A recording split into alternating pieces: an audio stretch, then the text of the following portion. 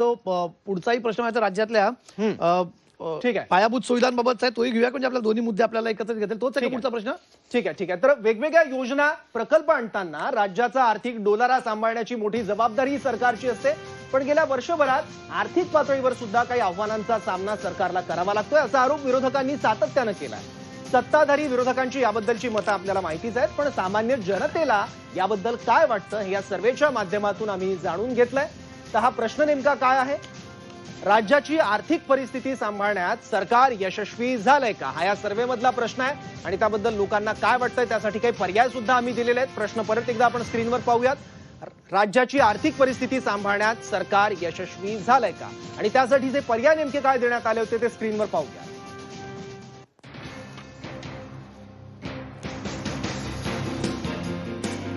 या प्रश्नासाठी पर्याय नेमके कोणकोणते आहेत स्क्रीनवर पहा.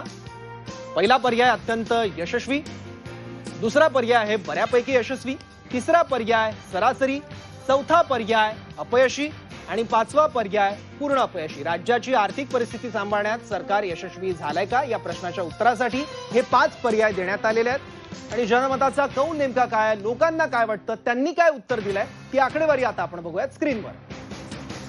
या 5 पर्यायांपैकी सर्वाधिक कुठला पर्याय निवडण्यात आलाय ते स्क्रीनवर आपल्याला आता समजेल. अत्यंत यशस्वी झालंय राज्याची आर्थिक परिस्थिती सांभाळण्यात सरकार असं 11% लोकांना वाटतं. बऱ्यापैकी सरकार आर्थिक परिस्थिती सांभाळण्यात यशस्वी झालंय असं 43% लोकांना वाटतं. सरकारची कामगिरी सरासरी आहे असं 31% लोकांना वाटतं. तर सरकार आर्थिक परिस्थिती सांभाळण्यात अपयशी ठरलंय असं 9% लोकांना वाटतं आणि सरकार पूर्ण अपयशी ठरलंय असं 6% लोकांना वाटतं. याचा अर्थ सरकार बऱ्यापैकी यशस्वी झालंय असं महाराष्ट्रातल्या बहुतांश जनतेचं मत आहे. 43% लोकांनी म्हटलंय की सरकार राज्याची आर्थिक परिस्थिती सांभाळण्यात बऱ्यापैकी यशस्वी झालंय. कमलेश सर, आपल्यासोबत काँग्रेसचे काकासाहेब कुलकर्णी मध्ये जोडले गेले. ते बराच वेळ त्यांची आपण त्यांना संधी देतो. काकासाहेब, तुम्ही जोडले गेलात चर्चेमध्ये. सगळ्यात पहिले तर जे शेतकऱ्यांसाठी केलेल्या योजनांपैकी पीक विमा हा सगळ्यात महत्वाचा त्यांना वाटतोय. ही योजना सगळ्यात महत्वाची वाटते.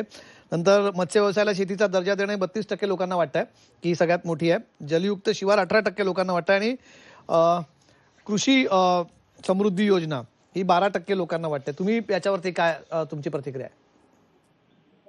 आपण जर बघितलं तर गेल्या 1 वर्षामध्ये या महाराष्ट्राच्या राज्याची आर्थिक परिस्थिती आपण जर बघितली तर ती अतिशय ढासळलेली आणि आर्थिकदृष्ट्या हे राज्य कुठेतरी रोजच्या रोज दिवसागणिक क्षणागणिक हे खाली खाली चालल्याचं आपल्याला चित्र बघायला मिळत आहे. कारण गेल्या वर्षामध्ये निवडणुकीपूर्वी दिलेली आश्वासनं म्हणजे लोकसभेच्या नंतर या सरकारच्या लक्षात आलं की बाबा आपण निवडून येऊ शकणार नाही, म्हणून या भारतीय जनता पार्टी आणि या महायुतीच्या लोकांनी वरेमाप घोषणा केल्या आणि त्या गोष्टांची पूर्तता करता करता या सरकारच्या नाकी नऊ येऊ लागलं. लाडकी बहीण योजना असेल, लाडक्या बहिणीच्या योजनेमुळं राज्यातल्या एकूण 60 पेक्षा जास्त योजना बंद पडण्याच्या मार्गावर आता आपल्याला दिसत आहेत. एसटी महामंडळाची अवस्था आपण बघतोय आहे. सारथी भारतीच्या विद्यार्थ्यांचा स्कॉलरशिप मिळते का आपण ते बघतोय आहे. गोरगरिबांसाठी चालू झालेलं शिवभोजन याची सुद्धा अवस्था काय झाली हे सुद्धा आपण बघतोच आहे. आणि गेल्या 2 महिन्यापूर्वी या राज्यामध्ये पावसानं अतिशय वाईट परिस्थिती या राज्यावर आली होती. पश्चिम महाराष्ट्र असेल, विदर्भ असेल किंवा मराठवाड्याचा काही भाग असेल. या पावसानंतर या सरकारनं घोषणा केली की 3,000, 3,500, 3200 कोटीचं पॅकेज आम्ही जाहीर करू. परंतु प्रत्यक्षात सर्वे झाले, परंतु आजच्या तारखेला किती लोकांच्या हातात पैसे पडले याची जर आपण खऱ्या अर्थानं पाहणी केली तर याची विदारकता आपल्या लक्षात येईल. कारण गेल्या 60-70 वर्षामध्ये जेवढा पाऊस पडला नाही तेवढा मोठा पाऊस पडला. या पावसानं शेतीचं नुकसान झालं नाही तर त्या शेतीमालाचं नुकसान झालं नाही तर शेतातली काळी माती वाहून गेली आणि खऱ्या अर्थानं खाली मुरबाड अशी जमीन आज शेतकऱ्यांच्या पदरात पडली. मला प्रश्न एवढा त्या सरकारला विचारायचा आहे की खऱ्या अर्थानं बळीराजाच्या मागं सक्षमपणे उभारणं हे गरजेचं असताना या सरकारनं खऱ्या अर्थानं सक्षमपणे उभारलं का तर त्याचं उत्तर हे नाही आहे. नंबर 2, पीक विम्याच्या बाबतीमध्ये आपण प्रश्न विचारला. खऱ्या अर्थानं 1 रुपयामध्ये पीक विमा योजना आणली गेली, याची प्रत्यक्षात अंमलबजावणी होते का, याचा फायदा होतो का तर त्याचं उत्तर हे अजिबात नाही आहे. तुम्ही आज राज्यामधले मला बोलू द्या, राज्यामध्ये ऊसाच्या दराची आजची परिस्थिती आहे का? आज ऊसाचा दर हे लोक जाहीर करू शकले नाहीत. आज सरकार या लोकांना कंट्रोल करू शकत नाही. कापसाच्या भावाची तीच परिस्थिती आहे, कांद्याच्या भावाची तीच परिस्थिती आहे. शेतकरी भरडला गेलाय. 70-80% शेतकरी एक तर नैसर्गिक आपत्तीमुळे भरडला जी, गेलाय जी. आणि 30% लोकांकडे जे काकासाहेब. पीक हातामध्ये आहे त्या पिकावर सुद्धा हे सरकार निर्णय घ्यायला तयार नाही. मला एवढंच सांगायचं आहे सर, सुतार सर मला 1 मिनिटात संपू द्या. हा, फक्त मला ना, एवढंच मी सांगायचं सगळ्यांना आहे, सगळ्यांना फक्त मी एकच एक- विनंती करेल, एक मुद्दे वर्ष- मुद्दे जर थोडक्यात मांडले एक म्हणजे तुमचे वर्ष- मुद्दे महत्वाचे मुद्दे मांडा, पण थोडक्यात मांडा, कारण हो. इतरांना बोलायची संधी मिळावी. हो, हो. आपल्याला बाकी हो. सगळे मुद्दे पूर्ण एक करायचे, वर्ष- अख्खा सर्वे आपल्याकडे. हा 1 मिनिटात मी संपवतो. जी. 1 वर्ष जनतेसाठी नसून तर 1 वर्ष सत्तेसाठी केलेला संघर्ष हे एकच टॅगलाईन या सरकारसाठी वापरावी लागेल. आणि गेल्या वर्षभरापूर्वी दिलेल्या आश्वासनं, गेल्या बजेटमध्ये दिलेल्या आश्वासनं काय झाले याची उत्तर आदरणीय दरेकर साहेबांनी द्यावीत, आदरणीय गोगावले साहेबांनी द्यावीत. कारण या लाडक्या बहिणीमुळे आरोग्य खातं, शिक्षण खातं, सार्वजनिक बांधकाम, जलसंपदा या विभागातल्या कंत्राटदारांची अवस्था काय झाली आहे याचं उदाहरण म्हणजे पवईचा रोहित आर्य नावाचा कंत्राटदार या राज्यातल्या काही मुलांना ओलीस ठेवतो आणि सरकारकडे पैशाची याचना करतो. म्हणजे एवढी आर्थिक दबगायला आलेली ठीक आहे, ठीक आहे, परिस्थिती ऐका. या थोडक्यात राज्यावर तुमचं झालं 1 मिनिट. कधीच आली नव्हती. काकासाहेब, तुम्ही ना थोडक्यात मुद्दे मांडा. तुम्ही हा मुद्दा दरेकरांना बोलायचं याच्यावर. दरेकरजी तुम्ही आता उत्तर देतात. नाही, मला वाटतं विरोधी पक्ष म्हणून पोपटपंची करणं त्या ठिकाणी सोपं आहे. पण एखादं राज्य चालवत असताना आर्थिक घडी विकासाबरोबर समाजाच्या लोकप्रिय योजना पुढे नेत चालवणे हे फार जिकिरीचं काम असतं. आणि या ठिकाणी अशा परिस्थितीमध्ये आता आपलाच कौल मी या ठिकाणी पाहिला तर जवळपास 43% लोकांनी यशस्वी सांगितलं आणि बऱ्यापैकी यशस्वी 11. 54-55% लोकांनी राज्याची अर्थव्यवस्था सांभाळण्यामध्ये माननीय देवेंद्रजींच्या नेतृत्वाखालील सरकारनं त्या ठिकाणी योग्य पद्धतीनं भूमिका घेतली हे आपल्या कौलामधून त्या ठिकाणी सिद्ध होते. आता दुटप्पी भूमिका कशा असतात बघा. मध्ये बोलू नका. तुम्ही बोलत असताना मी मध्ये बोललो नाही. माझं बोलणं झाल्यावर तुम्ही वेळ घ्या आणि परत बोला. दुसऱ्याचं ऐकायला पण शिका. त्याच्यामुळे मी तोंड घातलं ना, तुम्ही नका घालू. दुटप्पी भूमिका कशा असतात बघा. आता शेतकऱ्यांच्या बाबतीत हे झालं पाहिजे, हे झालं पाहिजे, ते झालं पाहिजे. या सगळ्या भूमिका योग्य आहेत आणि सरकार ते त्या ठिकाणी करतंय. आता लाडक्या बहिणींच्या बाबतीत आर्थिक तिजोरीवर ताण आणलाय म्हणून बॉम्बा मारायच्या आणि दुसऱ्या बाजूला त्या ठिकाणी आम्ही 3000 देऊ आलो तर असं सांगायचं. ही कुठली दुटप्पी भूमिका? याच्यामध्ये माननीय मुख्यमंत्र्यांनी त्या ठिकाणी अनेक योजनांना कर्टेल एवढ्यासाठी लागलाय की आहेत ज्या गरिबाच्या कल्याणाच्या योजना त्या सगळ्या चालू ठेवल्यात.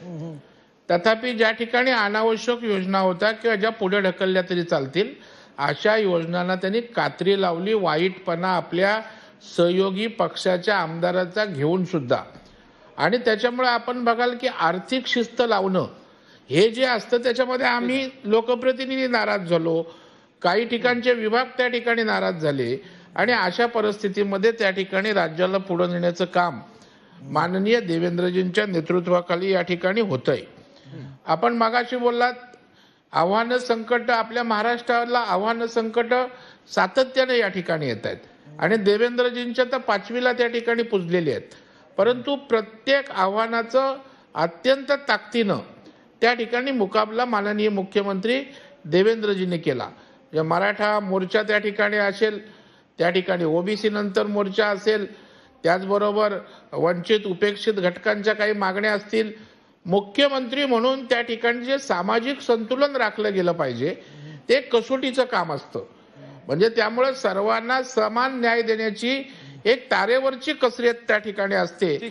ती त्या ठिकाणी एवढं मोठं आंदोलन हा इश्यू त्या ठिकाणी अत्यंत योग्य पद्धतीनं हाताळण्यात आला. मला वाटतं नाही, माझी एकच सांगणं आहे.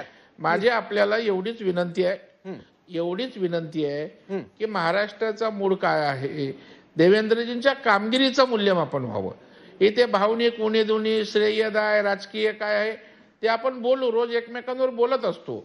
आज मेरिटवर माननीय मुख्यमंत्र्यांनी वर्षभरात नेमकं काय केलं की नाही केलं तर काय केलं तर काय केलं नाही. मला वाटतं त्या अनुषंगाने चर्चा झाली तर खऱ्या अर्थानं ज्या सक्षमतेनं वर्षभर राज्य माननीय मुख्यमंत्र्यांनी कठीण परिस्थितीत चालवलं हे या ठिकाणी राज्यातल्या जनतेसमोर त्या ठिकाणी निश्चितपणे येईल.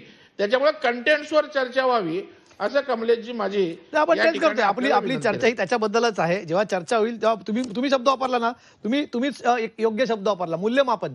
जेव्हा आपण हे सगळ्या योजना ठेवल्यात, आपण दाखवतोय जनतेचं म्हणणं काय, पण त्याच्यात चर्चा देखील व्हायलाच हवी. ती जनतेकडनं आपण घेतलेला हा कौल आहे, जनतेने दिलेला आहे. आणि तुम्ही स्वतःच प्रवीणजी मगाशी सांगितलं की आकडेवारी कशी आहे, कुठली आहे, कशा प्रकारे. आणि आम्ही सुरुवातीला कार्यक्रमाच्या तुम्ही येण्याआधी या सर्वेची मेथोडॉलॉजी सुद्धा सांगितली, कशा प्रकारे जनतेने दिला त्याच्यामध्ये कौल. किरण तारे पण याच्यात मुद्दा मांडतात एक.